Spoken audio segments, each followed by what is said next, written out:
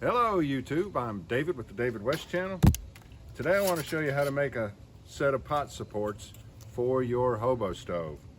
You might have already noticed this problem, but if you just take a pot and set it directly down on top of the stove, that interferes with the draw and everything starts smoking. Sometimes it's great big billows of smoke. Then you've seen people say, well, you'll get enough, you won't interfere with the draw because you have all of these 3/4 inch holes around the top. That's not true. Anytime you're trying to make the draw sort of change directions and hit the bottom of a pan and then have to come out these side holes, it's going to smoke. It's going to interfere with combustion. And then you've seen people say, well, I'll just take and put a couple of gutter nails through 2 of these holes and set a smaller pot, set it down in on top of those. That still creates a bunch of smoke. What I have found out, and that's kind of the way my channel started like 8 or 9 years ago, I got interested in building stoves and just what kind did I want to build, whether was it going to be a gasifier or a hobo stove and all the different other kinds of stoves. According to what I've found out, you need at least 3/4 of an inch from the top of your hobo stove to the bottom of your pot so that you won't interfere with the draw, so that you won't create a bunch of smoke. If you go back and watch all those videos where you see people building hobo stoves, or even those square stoves that are broken down and you fit them together, you go back and watch and see what happens when they first set a pot on top of it. Just great billows of smoke comes out. So I want to show you how to make these. This fits down on the top of the can, and then the other one fits down inside of that. The can is about 6 3/16 center to center on the lips. So this sits down on the lips, and then this one fits down in it and also sits down on the lips. And these are, I don't know, I think these are 8 inches long, 8 inches long and 1.5 inches wide. And when everything's put together and everything is sitting down on the stove, we have 3/4 of an inch right here between that's the magic. 3/4 of an inch between the top of the stove and the bottom of the pot. So let me show you how to make these. All right, here's some metal that I got at Lowe's. I am not sure what gauge metal it is, but as you can see, maybe you can't see, it's less than a 1/16 thick. And the tin snips will cut it. All right, we have 8 inches, so all I have to do is to know that I want 2 of them. They're 1.5 inches wide. So let's lay a mark out. Oh, I don't have a magic marker. Hold on, I'm gonna be using my combination square for a straight edge. All right. So each one is going to be 1.5 inches wide. Let's lay out 2 side by side. What I'm going to use for a scratch awl is a utility knife to scratch the center lines in on each one of these, each half of the pot supports. So that one's going to be 3/4.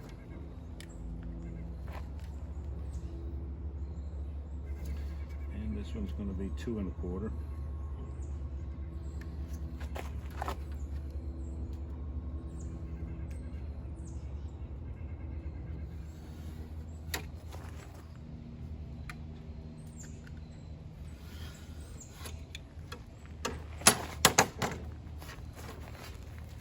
All right.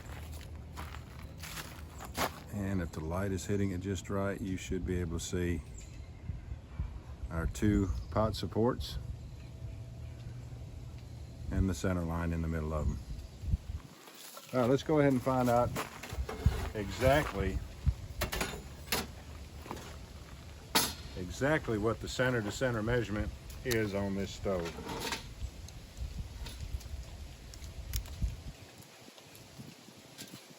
That's 6 1/16. and that is 6 1/16. So we'll lay out center lines at 6 1/16. Let's come to the center first. When you fabricate, or when I fabricate, everything I do is off center lines. So first let's find the center line of our 8-inch length.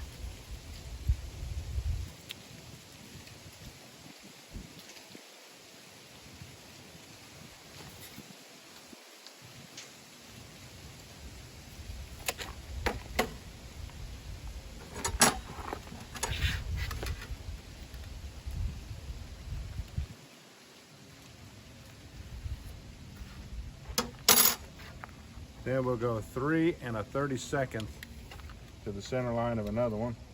3 1/32 to each side of the center line.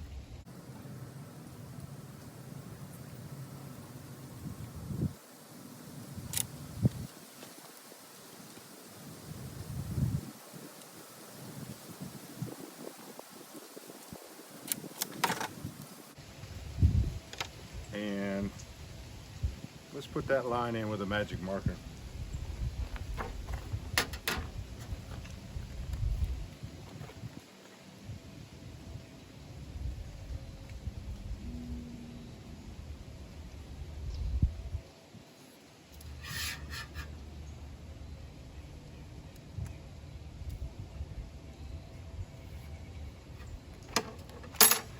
Okay, so now how wide do I want to make this slot?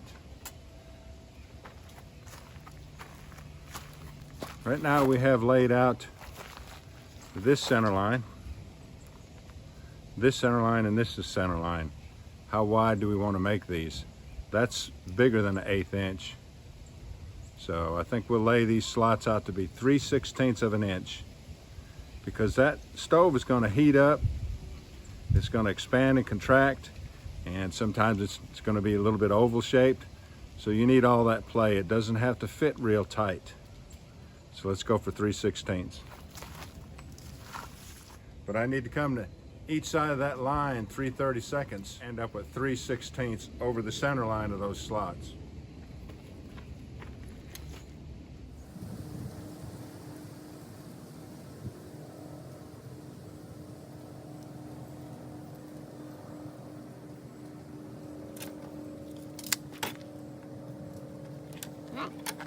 Now let's connect all of those lines.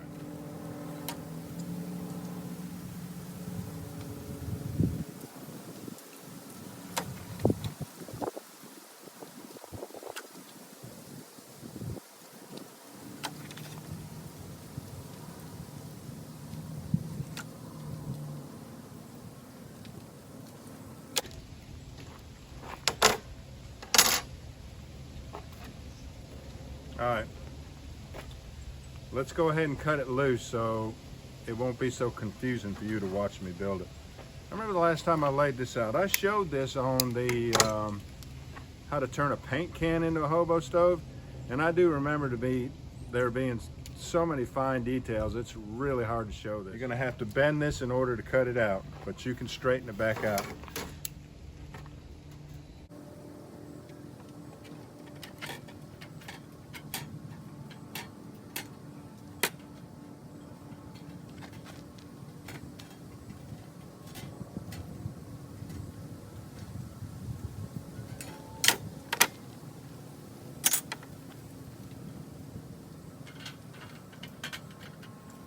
Like we saw on this.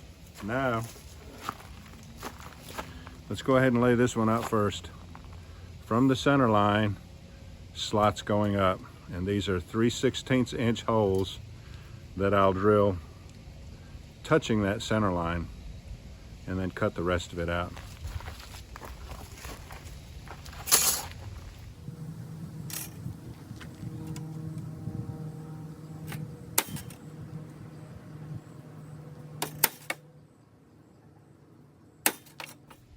So let's drill these 3 holes.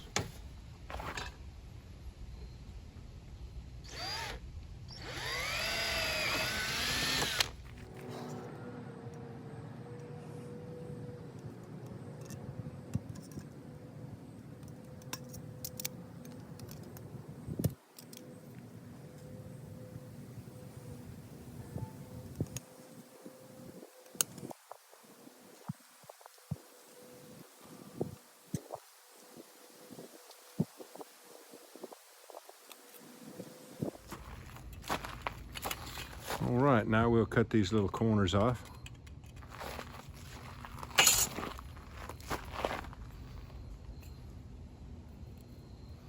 Make it a lot easier to drop it down on top of that cam.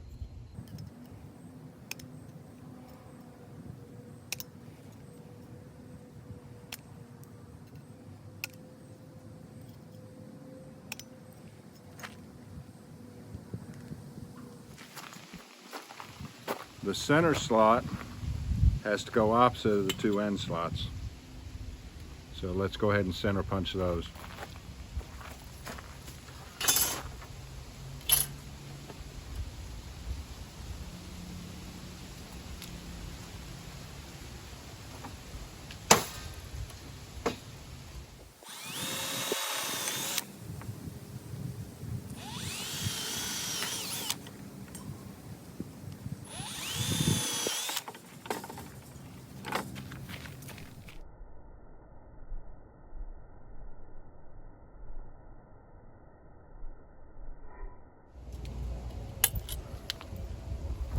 And then this one goes the opposite way.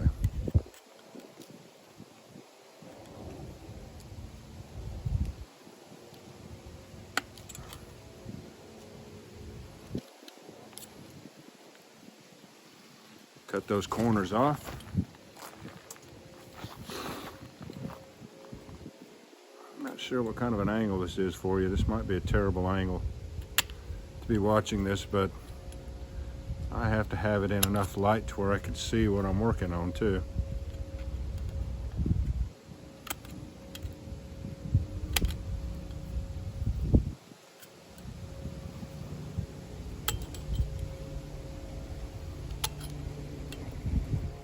You don't have to make those slots as big as I made these, but many times I'm putting these on when the stove is hot, and you know, I need it to just drop down on there.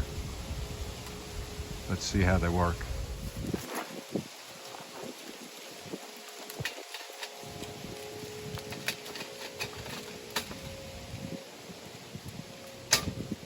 Now, I'm going to try to prove to you that this stove will smoke when you set a pot on it without pot supports.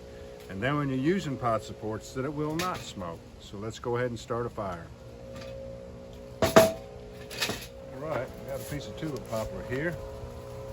And we'll use the bark to make a tinder bundle.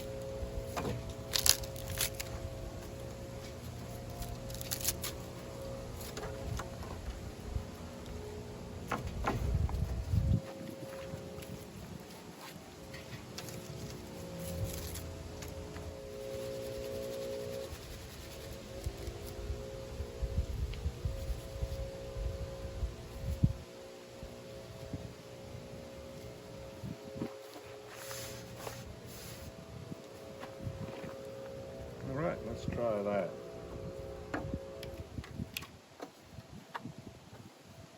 Just my standard denim char cloth. Tear it in half across the bias, which the bias is running this way, which exposes all kinds of threads. Carefully place it on a sharp edge of your shirt. Make sure that it's laying down flat. And the steel in this folding saw is hard enough and of high enough carbon steel to where you can scrape sparks off. What you're doing is scraping microscopic pieces of iron that is reacting with the oxygen in the air to ignite, to make those sparks.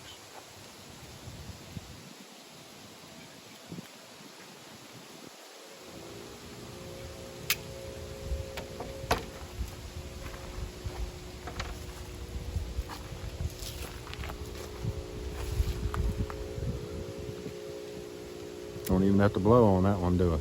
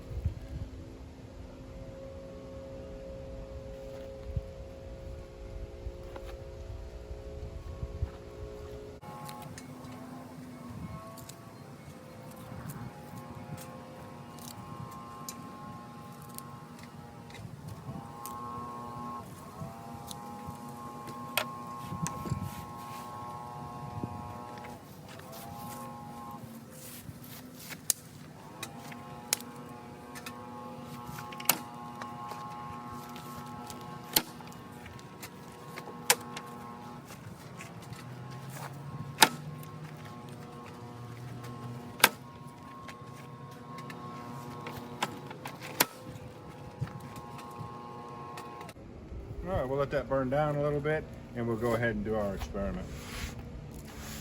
All right, I just got a low battery warning. I better get on with it.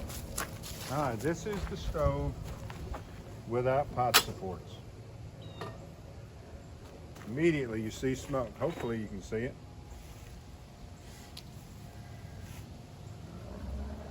Let's give it like 30 seconds. And that's with a bunch of air coming in it too. It'd be worse if there wasn't so much air coming in. Now, let's go ahead and put the pot supports on, see the difference.